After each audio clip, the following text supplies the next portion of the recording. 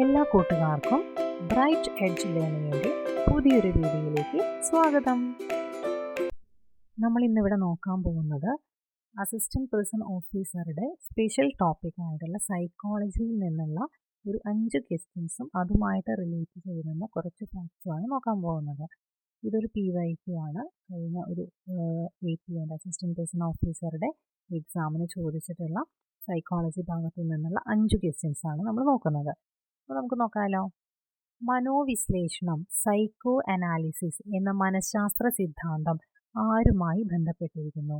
അപ്പോൾ നമുക്കിവിടെ ഏതൊരു APOൻ്റെ ക്വസ്റ്റ്യൻ പേപ്പർ എടുത്തു കഴിഞ്ഞാലും അതിൽ നമുക്ക് ഒരു 99% നമുക്ക് കാണാൻ സാധിക്കുന്ന ഒരു ക്വസ്റ്റ്യനാണ് മനോവിശ്ലേഷണവുമായി ബന്ധപ്പെട്ടിട്ടുള്ളത്. അത് കൂടുതലും എന്തു തന്നെയാണ്, ആ സിദ്ധാന്തം ആരുടെ എന്ന് തന്നെയാണ് ചോദിച്ചു കണ്ടേക്കുന്നത്. അപ്പോൾ മനോവിശ്ലേഷണ സിദ്ധാന്തം ആരുമായിട്ടാണ് ബന്ധപ്പെട്ടിരിക്കുന്നത്? അത് സിഗ്മണ്ട് ഫ്രോയിഡ് ആണല്ലേ. അപ്പോൾ ഇവിടെ ഉത്തരം ഏതാണ് വരിക? ഓപ്ഷൻ D ആണല്ലേ. സിഗ്മണ്ട് ഫ്രോയിഡ് ആണ് ഇവിടെ ആൻസർ ആയിട്ട് വരുന്നത്. അപ്പോൾ നമുക്കത് എന്താ നോക്കാം അല്ലേ. മനോവിശ്ലേഷണ സമീപനം അല്ലെങ്കിൽ മനോവിശ്ലേഷണ സിദ്ധാന്തം എന്നൊക്കെ പറയുന്നത് സിഗ്മണ്ട് ഫ്രോയിഡ് ആണ് എന്ത് ചെയ്യുന്നത്, അത് കൊണ്ടുവരുന്നത്, അതിൻ്റെ ഉപജ്ഞാതാവ് എന്ന് പറയുന്നത്. ഇനി ഇതിൽ എന്തൊക്കെയാണ് പറയുന്നത് മെയിനായിട്ട്? നമ്മുടെ മനോവിശ്ലേഷണ സിദ്ധാന്തം 3 തരത്തിലാണ് അല്ലേ. ഏതൊക്കെയാണ്?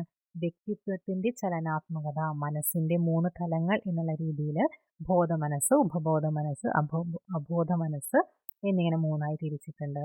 അതുകൂടാതെ വ്യക്തിത്വ ഘടന അല്ലെങ്കിൽ മനസ്സിൻ്റെ ഘടന എന്നുള്ള രീതിയിൽ ഏതൊക്കെയാണ്? ഇത്, ഈഗോ, സൂപ്പർ ഈഗോ, അങ്ങനെ 3ആയിട്ട് തിരിച്ചിട്ടുണ്ട്. അതുപോലെ മനോലൈംഗിക വികാസ സങ്കല്പങ്ങൾ, അതിൽ എത്ര കാറ്റഗറി ആയിട്ട്? ഒരു 5 ആയിട്ട് തിരിച്ചിട്ടുണ്ട്. വധനഘട്ടം, ഗുദഘട്ടം, ലിംഗഘട്ടം, നിർലീനഘട്ടം, ജനനേന്ദ്രിയ ഘട്ടം, അങ്ങനെ 5ആയിട്ട് അതും തിരിച്ചിട്ടുണ്ട്. ഇങ്ങനെയാണ് എന്ത് ചെയ്യുന്നത്, നമ്മുടെ സിഗ്മണ്ട് ഫ്രോയിഡ് മനോവിശ്ലേഷണം എന്നുള്ള മനോവിശ്ലേഷണ സിദ്ധാന്തം എന്ത് ചെയ്യുന്നത്, അവതരിപ്പിച്ചിരിക്കുന്നത്. ഇനി നമുക്ക് അടുത്ത ക്വസ്റ്റ്യൻ നോക്കാം. ദൈനംദിന സാഹചര്യങ്ങളെക്കുറിച്ചുള്ള തീവ്രവും അമിതവുമായ ആശങ്കയും ഭയവും താഴെ കൊടുത്തിരിക്കുന്നവയിൽ ഏതവസ്ഥയുടെ ലക്ഷണമാണ്? അപ്പോൾ ഓപ്ഷൻസ് ഉണ്ട്. ആസക്തി, ഉത്കണ്ഠ, വ്യക്തിത്വ രോഗം, വിഷാദം. ഏതായിരിക്കും? ഓപ്ഷൻ B ഉത്കണ്ഠയാണ് അല്ലേ. ഉത്കണ്ഠ, ആൻസൈറ്റി ആണ്. ഓപ്ഷൻ B ആണ് അതിൻ്റെ ആൻസർ ആയിട്ട് വരുന്നത്. അടുത്ത ക്വസ്റ്റ്യൻ നോക്കാം. ബുദ്ധി ബഹുമുഖ സിദ്ധാന്തം മൾട്ടിപ്പിൾ ഇൻ്റലിജൻസ് തിയറി ആരാണ് അവതരിപ്പിച്ചിരിക്കുന്നത്? അപ്പോൾ ആരായിരിക്കും മൾട്ടിപ്പിൾ ഇൻ്റലിജൻസ് തിയറി എന്ന് പറയുന്നത്? ഓപ്ഷൻ A ആണ് അല്ലേ. ഹവാർഡ് ഗാർഡനെയാണ് എന്തെന്ന് പറയുന്നത്, മൾട്ടിപ്പിൾ ഇൻ്റലിജൻസ് തിയറി എന്ന് പറയുന്നത്, ബുദ്ധി ബഹുമുഖ സിദ്ധാന്തം എന്ന് പറയുന്നത്. അപ്പോൾ ഇതിൽ അദ്ദേഹം എത്ര കാറ്റഗറി ആയിട്ട്? ഒരു 9 കാറ്റഗറി ആയിട്ട് എന്ത് ചെയ്യുന്നുണ്ട്, തിരിക്കുന്നുണ്ട്. അല്ലെങ്കിൽ നമ്മുടെ ബുദ്ധി എന്ന് പറയുന്നത് ഓരോ വ്യക്തിയിലും അല്ലെ ഓരോ രീതിക്കാണ്, പലതരത്തിലുള്ള ബുദ്ധി ഉണ്ടെന്നൊക്കെ അദ്ദേഹം പറയുന്നുണ്ട്. അപ്പോൾ 9 തരത്തിലുണ്ട്.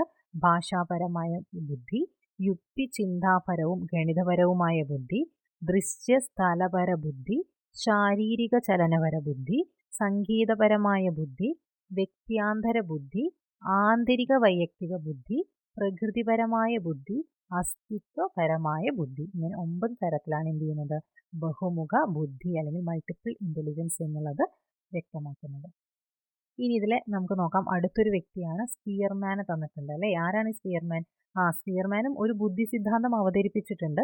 അദ്ദേഹം അവതരിപ്പിച്ചത് ദ്വിഘടക സിദ്ധാന്തമാണ് എന്ത് ചെയ്യുന്നത്, സ്പിയർമാൻ അവതരിപ്പിച്ചിട്ടുള്ളത്. ദ്വിഘടക സിദ്ധാന്തം അല്ലേ. എന്താണ് പറയുന്നത്? സ്പിയർമാൻ പറയുന്നത് പൊതുവായിട്ടുള്ള ബുദ്ധിയുമുണ്ട് സവിശേഷ ബുദ്ധിയുമുണ്ടെന്നാണ് പറയുന്നത്. പൊതുവായ ബുദ്ധി അല്ലെങ്കിൽ സാമാന്യ ഘടകം അല്ലെങ്കിൽ ജനറൽ ഫാക്ടർ, G ഫാക്ടർ എന്നൊക്കെ അദ്ദേഹം പറയുന്നുണ്ട്. ഇതെന്താണ്? ഈ G ഫാക്ടർ എല്ലാവരിലുമുണ്ട്, ഇത് ജന്മസിദ്ധമാണ്, അതുപോലെ തന്നെ സ്ഥിരമായിട്ടുള്ളതാണെന്ന് പറയുന്നു.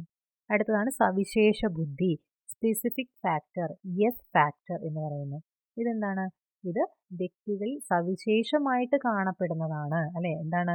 ആർജിച്ചെടുക്കുന്നതാണ് അല്ലേ. എന്താണ്? ആർജിച്ചെടുക്കുന്നതാണ്. വ്യക്തികൾ തമ്മിൽ S ഘടകത്തിൽ എന്ത് ചെയ്യുന്നുണ്ട്, എപ്പോഴും വ്യത്യാസം കണ്ടുവരുന്നു എന്നാണ് ഇദ്ദേഹം പറയുന്നത്. ആ 2 പേരുകളും ഒന്ന് ഓർത്തു വയ്ക്കുക. അടുത്ത ക്വസ്റ്റ്യനിലേക്ക് പോവാം. ആക്രമണോത്സുകത നിരീക്ഷണം വഴി പഠിക്കുന്നു എന്ന് പരീക്ഷണത്തിലൂടെ സ്ഥാപിച്ച മനഃശാസ്ത്ര സൈദ്ധാന്തികൻ ആരാണ്? ഓപ്ഷൻ A ആണ് അല്ലേ. ഓപ്ഷൻ A ബന്ദൂരയാണ് കേട്ടോ. ഓപ്ഷൻ A ബന്ദൂര, ആൽബർട്ട് ബന്ദൂരയാണ്. ഇദ്ദേഹമാണ് നിരീക്ഷണ പഠന സിദ്ധാന്തം അല്ലെങ്കിൽ സാമൂഹിക പഠന സിദ്ധാന്തം, അനുകരണ പഠനം, മാതൃകാനുകരണം എന്നിവയൊക്കെ എന്ത് ചെയ്യുന്നത് ഇദ്ദേഹമാണ് കൊണ്ടുവരുന്നത്. ബോബോ ഭാവ പരീക്ഷണം അല്ലെ ബോബോ പാവ പരീക്ഷണം വഴിയാണ് എന്ത് ചെയ്യുന്നത് ഇദ്ദേഹത്തിൻ്റെ കണ്ടുപിടുത്തങ്ങളും കാര്യങ്ങളൊക്കെ എന്ത് ചെയ്യുന്നത് എക്സ്പ്ലെയിൻ ചെയ്യുന്നത് കേട്ടോ. അപ്പോൾ ഓപ്ഷൻ 69ാമത്തെ ക്വസ്റ്റ്യൻ്റെ ആൻസർ ഓപ്ഷൻ എ ആണ്, ബന്ദൂരയാണെന്ന് ഓർത്ത് വയ്ക്കുക. ഇനി അവസാനത്തെ ക്വസ്റ്റ്യൻ 70ാമത്തെ ക്വസ്റ്റ്യൻ. താഴെ കൊടുത്തിരിക്കുന്നതിൽ ആന്തരിക അഭിപ്രേരണ ഇൻട്രിൻസിക് മോട്ടിവേഷനിൽ പെട്ടത് ഏതാണെന്ന് ചോദിച്ചേക്കുന്നത്. ഏതാണ്? ആത്മസംതൃപ്തിയാണ് അല്ലെ. ബാക്കിയെല്ലാം എന്താണ്? എക്സ്ട്രിൻസിക് അല്ലെ ബാഹ്യ മോട്ടിവേഷനാണ് അല്ലെ, ബാഹ്യ അഭിപ്രേരണയാണ്. എക്സ്ട്രിൻസിക് മോട്ടിവേഷനാണ് സ്ഥാനകയറ്റം ലഭിക്കുന്നത്, അതുപോലെ നമുക്ക് സമ്മാനം കിട്ടുന്നത്, പ്രശംസകൾ നമ്മൾ ഏറ്റുവാങ്ങുന്നത് എല്ലാം എന്താണ്? നമുക്ക് ബാഹ്യ അഭിപ്രേരണയാണ്, അതായത് എക്സ്ട്രിൻസിക് മോട്ടിവേഷനാണ്. അപ്പോൾ ഇതിന്ന് ഇൻട്രിൻസിക് ആയിട്ട് നമുക്ക് കണ്ടുപിടിക്കാൻ പറ്റുന്നത് ആന്തരിക അഭിപ്രേരണ എന്ന് പറയുന്നത് ആത്മസംതൃപ്തിയാണ്. അപ്പോൾ ഇത്രയാണ് ഈ ഒരു ക്വസ്റ്റ്യൻ പേപ്പറിൽ വന്നിട്ടുള്ള ക്വസ്റ്റ്യൻസ്. എല്ലാവർക്കും മനസ്സിലായി എന്ന് വിചാരിക്കുന്നു. അപ്പോൾ നമുക്ക് അടുത്തൊരു ക്വസ്റ്റ്യൻ പേപ്പറുമായിട്ട്, അടുത്തൊരു 5 ക്വസ്റ്റ്യൻസുമായിട്ട് നമുക്ക് വീണ്ടും കാണാം. അതുവരേക്കും താങ്ക് യു.